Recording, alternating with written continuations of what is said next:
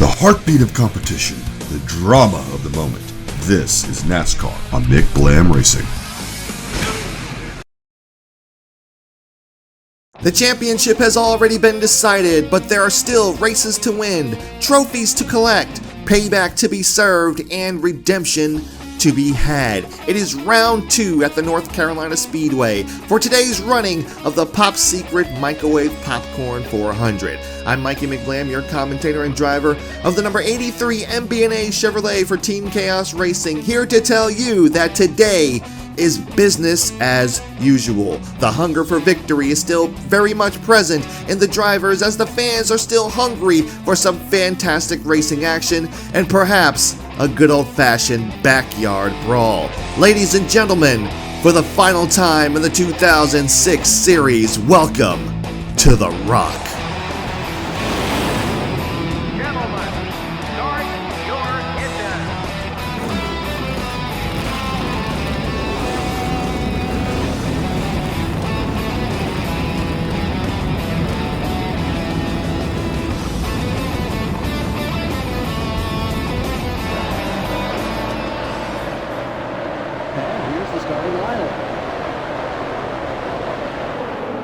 The 83 car, the NASCAR Winston Cup points leader, will be starting for the pole.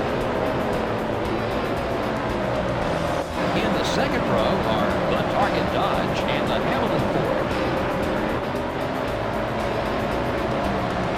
Starting the race from row 3 are the Kellogg Chevrolet and the Caterpillar Dodge. The fourth row has the Dodge dealers UAW Dodge and the 46 car.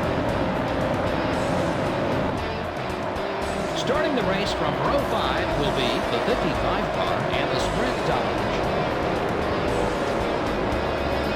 In row 6 we have the 88 car and the Dale Jr. Chevrolet. Starting from row 7 will be the 63 car and the Home Depot Pontiac. In the 8th row are the Interstate Batteries Pontiac and the Valvoline Pontiac. In the 9th row, we have the 135 car and the Alltel Ford. In the 10th row are the Kodak Chevrolet and the Photograph Ford. Starting the race from row 11 are the UAW Delphi Chevrolet and the Ganassi Racing Dodge. The 12th row has the 98 car and the Team Rusty Ford.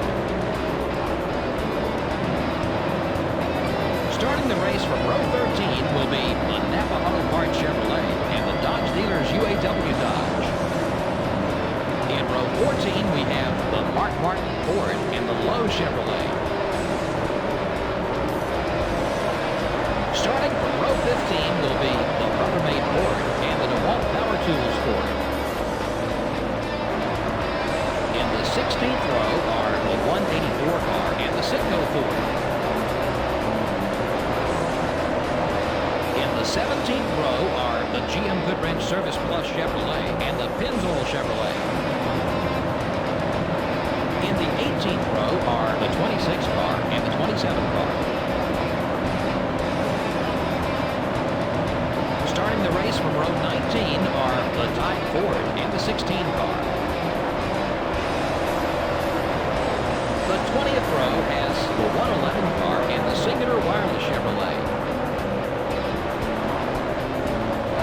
Starting the race from row 21 will be the M&M's Pontiac and the America Online Chevrolet. And finally, starting from the rear of the field will be the 143 car. And there you have it, ladies and gentlemen. There is the starting lineup for the field as given by MRN, the voice of NASCAR, Joe Moore and Barney Hall. We got ourselves another pole.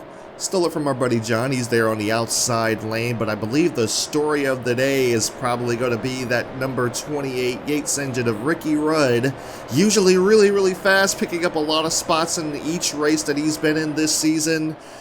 But he's starting up front this time. He's got the track position. Let's see what that car can do in this race. I'm looking for him to be up front for quite a bit. But we can't forget about his teammate, starting just outside of the top 10. Gonna be looking for him to move up towards the front very, very quickly. Pace cars down pit road as we approach the line. Green flag is in the air. We're racing at the Rock.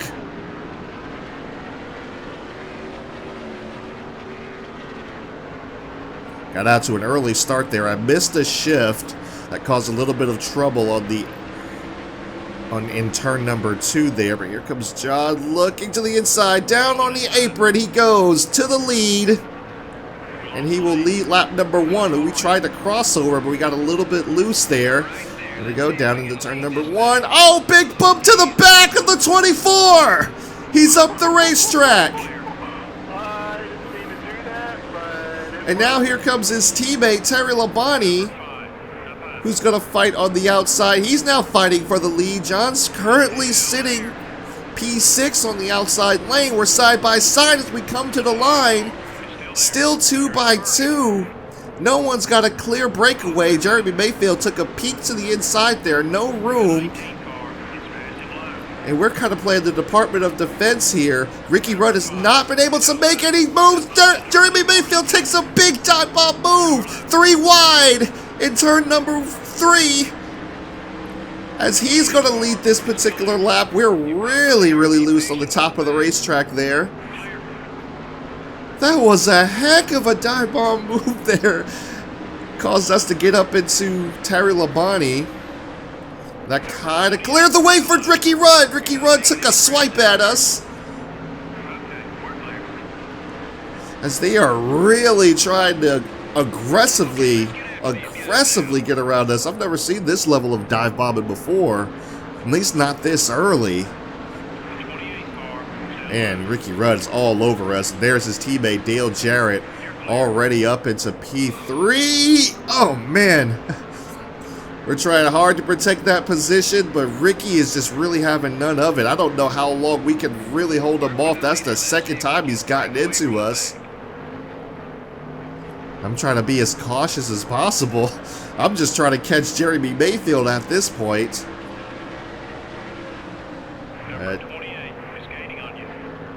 We got Jeremy Mayfield out front.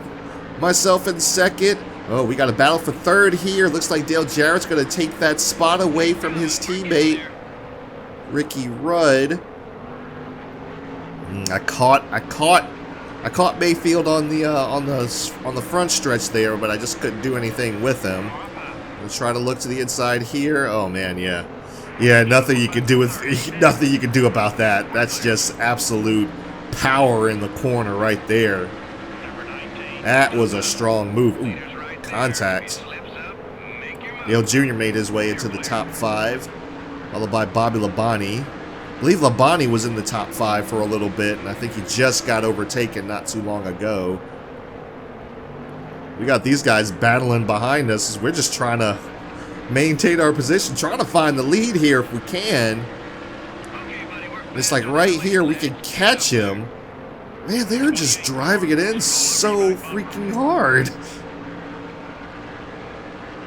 This is a little bit uncharacteristic. I will say that this is a little uncharacteristic. They don't usually dive bomb the corners like this. Well, I shouldn't say dive bomb. Granted, there was a few of those that happened.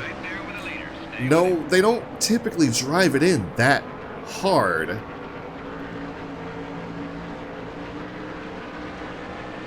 So it's a little bit, it's tough to, like, I've got the speed in the long run, you know, like on the straight. It's just, they're able to really throw it in the corners and make it stick. That's the thing about it. It's like they can just make it stick. Look how hard he goes in there. Tire wear starting to play a factor already. We're getting close. Ooh, he took another swipe there. I think I should just probably let the 28 go here, because I don't think I'm going to be able to hold him off for very, very long. Leave the bottom open.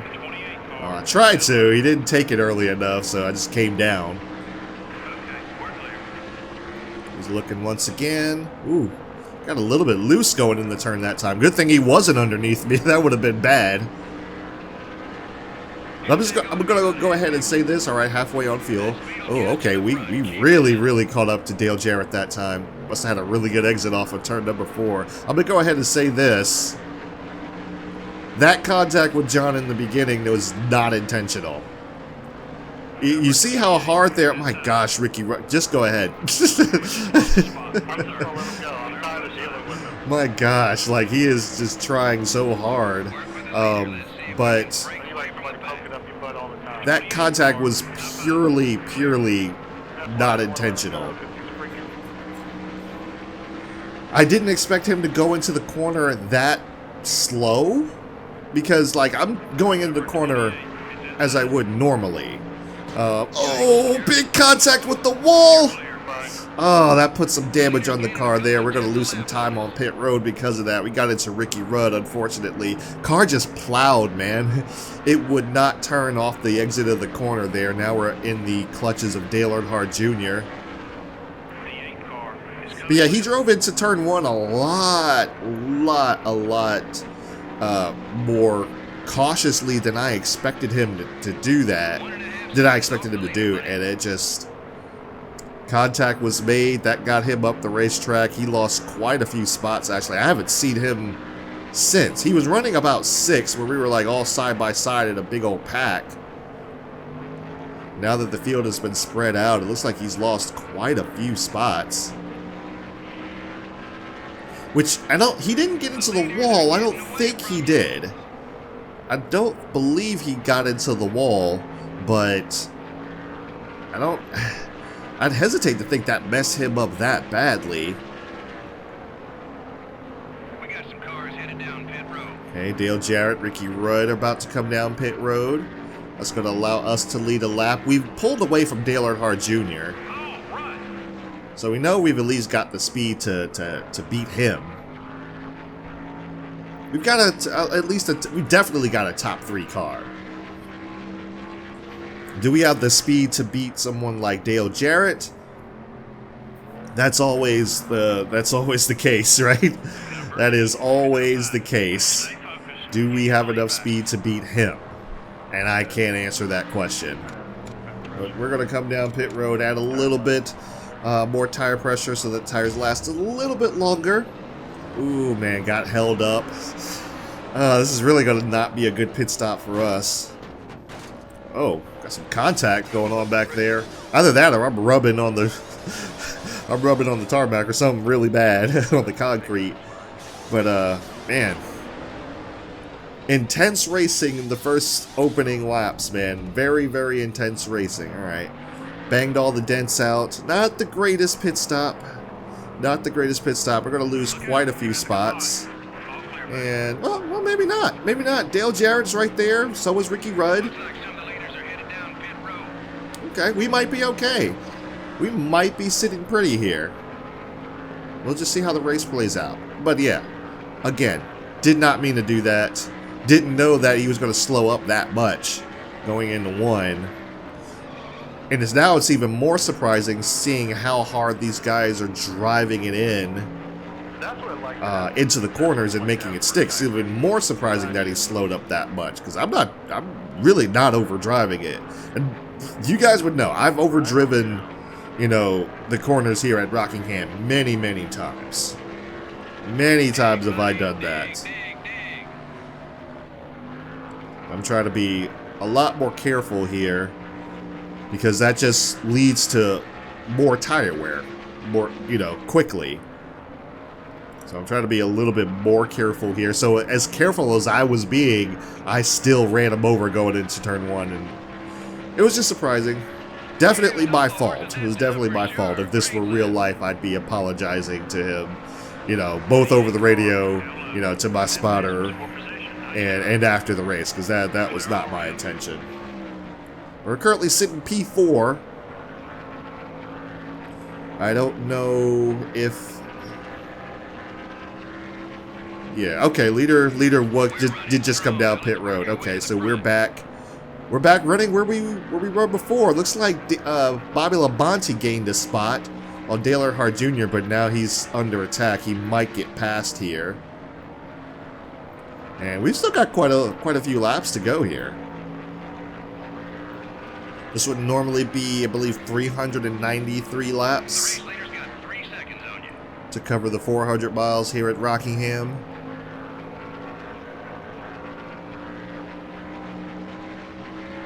So, but we've still got quite a bit to go. So, I don't know. Maybe I'm starting to wonder if the pit strategy. I'm starting to question my pit strategy choice right now. Best lap yet. Let's do it again. 23.4, fastest lap so far. We've run faster here. Don't make no two ways about it. We have run faster here. We're still very, very loose. But we've run faster here. I'm just trying to conserve these tires because these guys are going to get held up by lap traffic. You see, we're catching them. I'm clocking the leader at about 2 seconds ahead. 2 seconds to make up. Okay, now I overdrove the corner. Getting a little bit too excited right now. Ooh, boy.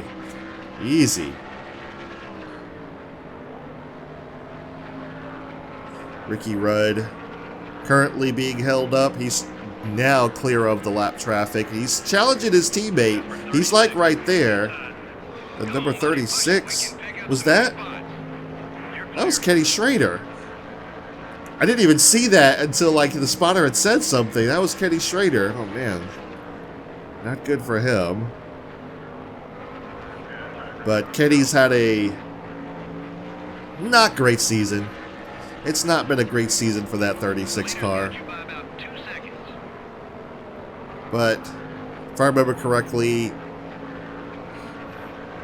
he hadn't been running well in that 36 car anyway. It was kind of like, I want to say like he's past his prime, but you know, like he was older by this point, and like the team wasn't all that great either. So you get inside of Cheryl King, We're catching them, buddy. Stay with it. who would be gaining some points, but I think literally everyone who's in the top 5 in the Rookie of the Year is right here in this race. Winston Kelly's here. Ricky Wawak is here. Clark is here. I like pretty much everyone is here. Oh man, I overdrove that. Slow it down, baby. Slow it down. Got around Chad Chaffin. We're running out of laps, man. We're running out of laps. Just under 10 to go. Gonna be 9 to go when we come to the line. Halfway on view. Yeah, not worried about that right now. Okay, We got plenty of fuel to make it. Yeah, they've gained some time on me. They're about 2.6 seconds now. Oh boy. These guys are just pulling. Oop, sorry, got into the wall. Trying to run closer and closer to the wall so I get a better arc into the corner. It's a little bit harder to control with a controller. That is a racing wheel. You can kind of do that. Overdrove turn 1 again. All right. Well, I did gain. Oh, and my tires have now lasted a lot longer. So now the tires are worn, definitely, but they've lasted a lot longer since I've been trying to take care of them. This is a tough track to race on. You know, you drive too hard here, it's like your tires are just done. I'm gonna try to get around Ron Hornaday. We are closing the gap though, so that's important. We are closing the gap. I think Hornaday is gonna leave the bottom open for us. Thank you, buddy. I appreciate it. Lap cars that actually get out of the way for you. That's 1.5 seconds off the leader, buddy. very, very rare. Well, let's be real. That's very, very rare. 1.5 seconds back. Oh boy. Coming to 5 laps to go. This is going to be a tall order if we can get there. If we can get there. Now looking inside of Steve Park. Inside of Clark. 5 laps to go. Ricky Rudd is right there. Do not think I will hesitate to put the bumper to the 28 car to get to the 88. Do not think I will hesitate to make that happen, but we are just reeling him in. No, that 88 though, he's clear and he's starting to pull on us a little bit more. The leader only has about a second on you. Well, maybe not. He seems to be kind of holding steady. No, he's pulling. He's definitely pulling away a little bit, but now I've got to deal with Mr. Rudd over here, the 28. Oh, there it is, the bumper to the back of the 28.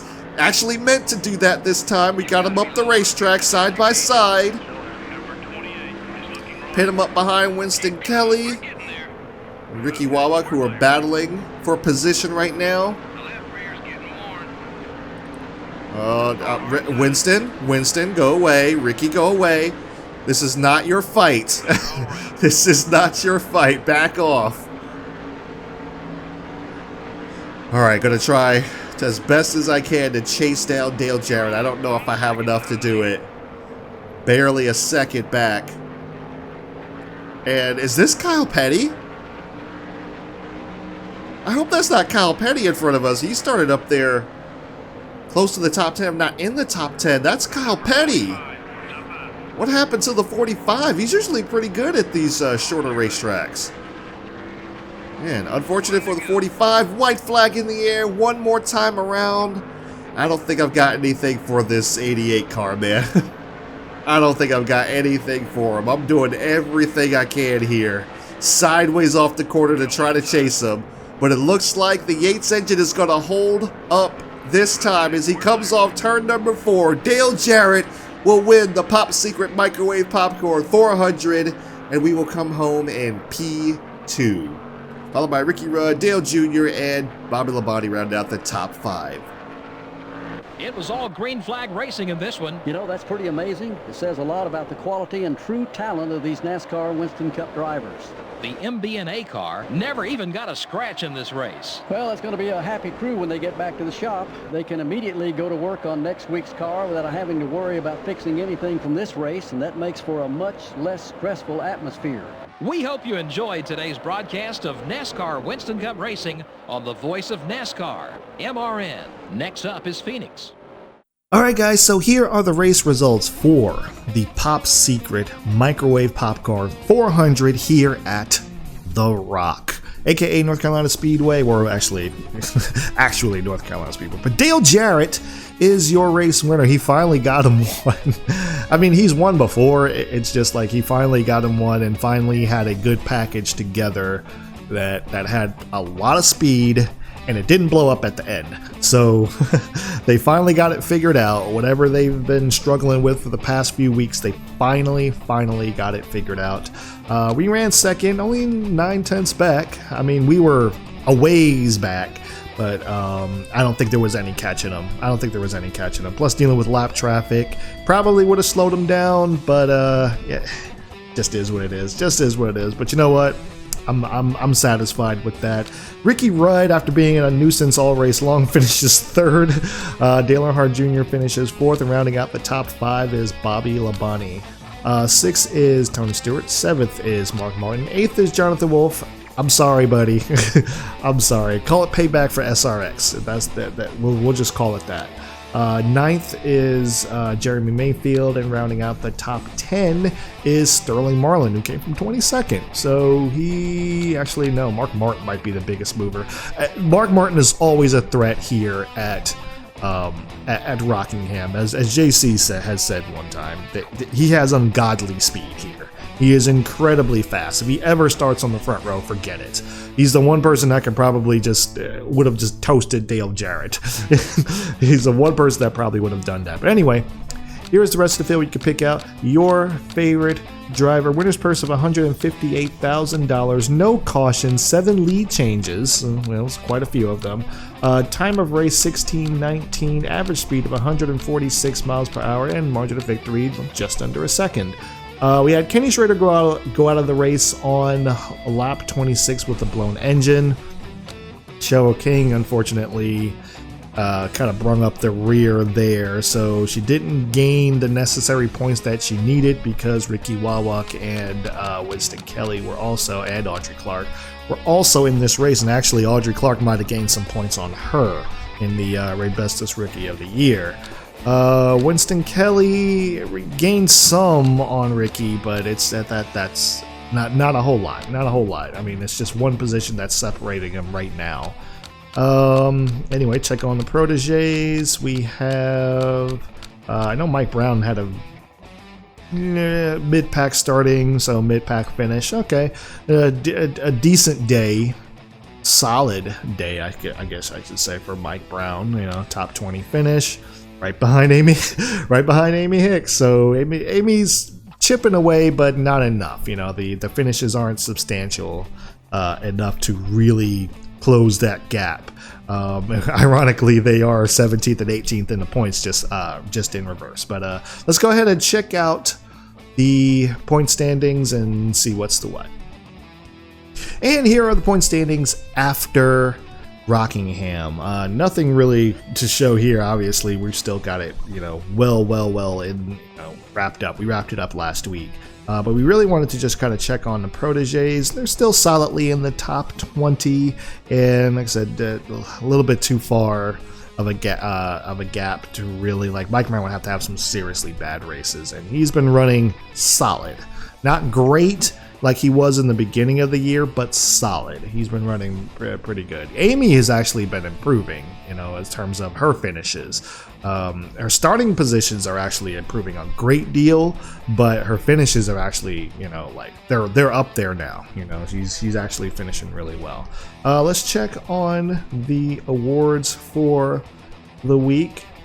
Another poll, which was not at all surprising. I mean, we were like, I want to say 2/10 faster in practice, and then we ran that super fast qualifying lap, which I still don't understand. I still don't know how I did it, but I did it nonetheless. Dale Jarrett led the most laps of the race, and the most important one this time. But all charged up actually went to Jeff Burton. Okay, I thought it would have been Mark Martin, but yeah, his teammate Jeff Burton actually got all charged up. Fastest pace of the race goes to Bobby Labonte. The rookie of the race, Winston Kelly, and yeah, he was the best out of everybody. And the most exciting pass of the race goes to Michael Waltrip. Would have liked to have seen it. Be nice if they showed that in the in the replay or whatever. Just, you know, obviously I'm commenting on a game that's over 20 years old, but still. Anyway, we, like I said, racked up another pole, so that's neither here nor there. No changes to the Jackpot 5, and as I said, the Manufacturer Championship is pretty much wrapped up. The Rookie of the Year, that's what I wanted to look at. Rookie of the Year. Yeah, he aired it out. He aired it out today. I don't see, unless he's just not in the next couple of races, I don't see Winston Kelly catching him. Mr. Kelly did get into second because Mark Jacobs wasn't in the race, but Mr. Kelly did get in the second. Cheryl King and Audrey Smith. So I thought that these two were actually closer than they actually were. I was actually misreading that last week. I mean, they're not far, but she didn't really gain as many points on her as I thought. Audrey Smith didn't gain as many points on Cheryl as I thought that she would. So the only thing that really changed hands was second and third. Mark Jacobs is now in third. Pete Cook still holding it down in fourth place. Cheryl King still rounding out the top 5. So yeah, not I don't think anyone has anything for Ricky. But we still have 2 more races to go. I want to say mathematically Winston is still in it. I want to say yeah, definitely, yeah, 300 and gained 360 points maximum. Obviously, not obviously going to win a race. I don't see Winston Kelly winning a race at any point in time. But like mathematically, he could win 2 races and still and take Rookie of the Year away from Ricky Wawak, provided that Ricky doesn't participate in the next 2 races. And I don't know. It's just really random as to whether or not who's going to be in, who's going to be where. So my money was on Winston, but it looks like Ricky's got it in the bag. So all in all, decent run here at Rockingham. I was trying some new things out. It didn't really. I'm so used to overdriving everything here, and I've been trying to like really just kind of back up the corners and get the run off the corner. And Rockingham's really a place where you really have to do that. But I mean, once the tires are worn though, like when you don't have that front tire grip, it's a nightmare, man. Like it's just a nightmare to try to get the car down on the bottom of the racetrack. It's like you got to back it up so much, and you have to slow down so much more than you think. Like I'm slowing down almost, 7-8 mile an hour more than normal, sometimes 10, just so I can get the car pointed and turning, and right down on the apron of the racetrack. But obviously, I'm being 100% real here. Did not mean to give John that bump and run. I didn't mean to knock the 24 out of the way like that. And I actually was expecting him to catch back up. He just never really got back up there. But I was expecting him to. But yeah, I never meant to do that. I just meant to kind of follow him in the corner. And he slowed up more than I thought he would. So I got on the brakes a little bit harder. And I guess I just jacked his back tires up, and almost around he went. But that was, you don't see that happen often, not in these games anyway. You don't see that happen often. But yeah, I just got into him. I didn't mean to do it. My bad. I mean, that's definitely not what I want to do on lap 1. That's Kevin Harvick. Different story, obviously. But I didn't want to do that. That was not my intention. I felt kind of bad for the rest of the race. I was thinking to myself, like, man, if he catches back up to me, I'll just let him go. I'll let him go. But give a spot back to him, but he never really got back up there, unfortunately. Dale Jr. just kind of came out of nowhere. I wasn't surprised to see Dale Jarrett really get this win. Like I said, he's usually pretty good here. The person to beat realistically would have been the 6th car, Mark Martin. And because he's just so fast here. And if he starts up front, it's just like, forget it. Forget it. I mean, you all but have to get into him, but yeah, I was just trying to be a little bit more cautious and try to run the races the right way. I've been trying to do that as of late. Just really run the races the right way, not throwing it in the corners and like wearing my stuff out or whatever, and trying like hell to hang on to the car, towards the end of the race. Like, no, the car was very, very, very manageable. It was just I didn't have any front tire grip, so I couldn't get it slowed down enough. And that's the nature of Rockingham. It is a tough tire eating racetrack, but I love it and I miss it so much. I wish it would come back. I really, really wish it would come back. But I don't see it happening anywhere in the near future. I don't see it happening anywhere. Maybe in the trucks. Maybe they could get some things going and maybe they can get it back in the trucks or something like that. But I don't see it coming back to Cup anytime soon. But I really do miss that racetrack. I really do miss it so much. I loved it so much. Anyway. That's all I got for today, guys. That was a good, solid race, good, solid finish, obviously. Didn't get the win, but still a good showing. Hopefully the crew is a little bit happier. Actually, let me show you. I noticed this last week. This was so funny to me. But, okay, so we got, Prestige is back up. Rear tire changer is unhappy. So I was like, what? So I went over here to my team. Happiness average at 60. It's dropping. It's going down. Since the last time I talked about this, it is going down. The builders, everything's going down. The ratings are, I think, might be going up just a little bit, but it's going down. And you look at everyone's happiness. The rear tire changer at 46. Look at this. The only person that's content is Alex. I don't know what the deal is. I don't know what's happening. I'm giving these guys the season of a lifetime. They're getting paid so much money. They're getting paid all the money.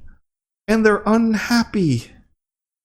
I don't know what to do. I don't know what to do. I'm waiting, for I'm realistically just waiting for me to have a John moment and my rear tire changer just quit mid pit stop. Just never change the right rear tire or something, or left rear tire or something like that. And it's just like, I don't know what to do. I don't know why that's the case. Even the builders, look at this chassis builder 50. I mean, maybe because they're always working? I don't know. Like, I'm not tearing up the race cars. You guys see that. I mean, like, I'm racing a whole lot cleaner than I used to. But I'm not tearing up the race cars. Like I said, the only person that's really content's the fabricator. But yeah, these guys just are not happy with me. And I don't know why. I don't know what the deal is. Maybe I need a package sponsor to make them happy. I don't know. If you know why my team is so unhappy after we clinched the championship with 4 races to go, or 3 races to go rather, but like still, like we clinched the championship, had an absolute tear of a season. They were happier last season. When I finished second, they were happier. So I don't know. They were at least like around the 70s, but I don't know. If you know, post it down in the comments below, because I would really, really, really like to know what the heck is going on. And because like, I wonder if they're going to quit if they get, unhappy enough or something like that. And I have to like replace the rear tire changer at Homestead or something like that, something silly. But anyway, I don't know. If you know, post it down in the comments below. Let me know. And thank you guys so much for tuning into NASCAR and Winston Cup Series Racing here on McLam Racing. If you enjoy these races, I do them every weekend following the NASCAR Cup Series IRL. So be sure to subscribe. Click the notification bell so you don't miss an upload. Leave a like on the video. Like I said, comment below what the heck is going on with my pit crew. And if you know what's going on, or if it's just a glitch, like you get so many seasons in and, like things just start to go wrong, and just get weird on you. But that may be the case. But anyway, we got Phoenix next up. We'll see you then.